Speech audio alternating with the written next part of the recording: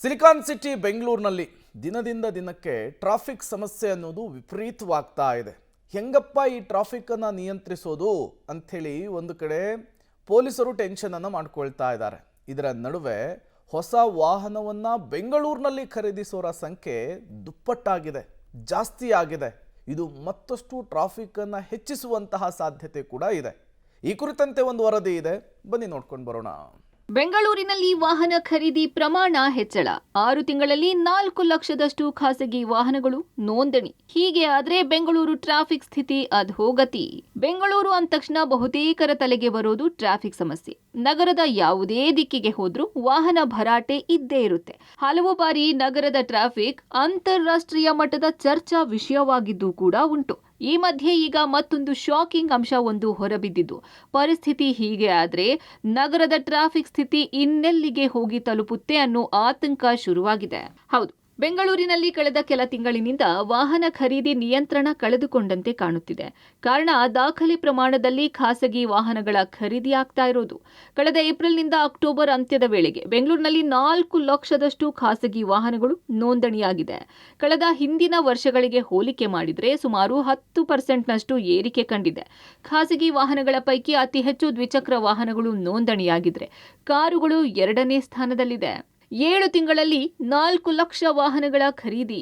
ಏಪ್ರಿಲ್ನಲ್ಲಿ ಬೈಕುಗಳು 36,888 ಇದ್ರೆ ಕಾರುಗಳ ಸಂಖ್ಯೆ 12,278 ಇದೆ. ಮೇ ತಿಂಗಳಲ್ಲಿ 39,086 ಬೈಕುಗಳನ್ನು ಖರೀದಿ ಮಾಡಿದ್ರೆ ಕಾರ್ನ ಖರೀದಿ ಸಂಖ್ಯೆ 11,225. ಜೂನ್ನಲ್ಲಿ 42,210 ಬೈಕ್ಗಳನ್ನು ಖರೀದಿಸಿದ್ರೆ 11,184 ಕಾರ್ಗಳ ಖರೀದಿ ಆಗಿದೆ. ಜುಲೈನಲ್ಲಿ 40,569 ಬೈಕ್ಗಳ ಖರೀದಿ ಇದ್ರೆ ಕಾರುಗಳ ಖರೀದಿ 11,026 ಇದೆ. ಆಗಸ್ಟ್ನಲ್ಲಿ ಬೈಕ್ಗಳ ಖರೀದಿ 45,595 ಇದ್ರೆ ಕಾರ್ಗಳ ಖರೀದಿ 13,318 ಆಗಿದೆ. ಸೆಪ್ಟೆಂಬರ್ನಲ್ಲಿ 38,990 ಬೈಕ್ಗಳನ್ನು ಖರೀದಿಸಿದ್ರೆ ಕಾರ್ಗಳ ಖರೀದಿ ಸಂಖ್ಯೆ 9,997. ಅಕ್ಟೋಬರ್ ತಿಂಗಳಲ್ಲಿ ಬೈಕ್ಗಳ ಖರೀದಿ 59,863 ಇದ್ರೆ ಕಾರುಗಳ ಖರೀದಿ ಸಂಖ್ಯೆ 15,953 ವಾಹನಗಳನ್ನು ಖರೀದಿ ಮಾಡಲಾಗಿದೆ.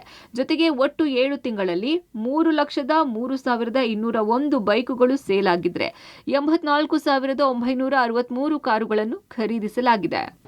ಏಪ್ರಿಲ್ ಟು ಅಕ್ಟೋಬರು ಇಡೀ ರಾಜ್ಯದಲ್ಲಿ 11,18,000 ವೆಹಿಕಲ್ಸು ರಿಜಿಸ್ಟ್ರೇಷನ್ ಆಗಿದೆ.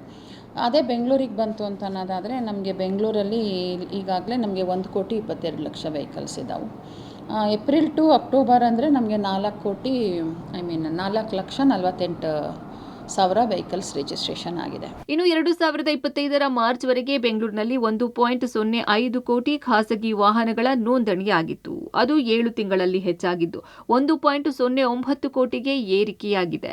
ಇದನ್ನು ಹೊರತುಪಡಿಸಿ ವಾಣಿಜ್ಯ ವಾಹನಗಳು ಕೂಡ ಓಡಾಟ ಮಾಡುತ್ತಿದ್ದು ಸಮೂಹ ಸಾರಿಗೆ ಬದಲಾಗಿ ಖಾಸಗಿ ವಾಹನಗಳ ಬಳಕೆ ನಗರದಲ್ಲಿ ಹೆಚ್ಚಾಗಿರೋದು ಈ ಮೂಲಕ ಗೊತ್ತಾಗ್ತಾ ಇದೆ.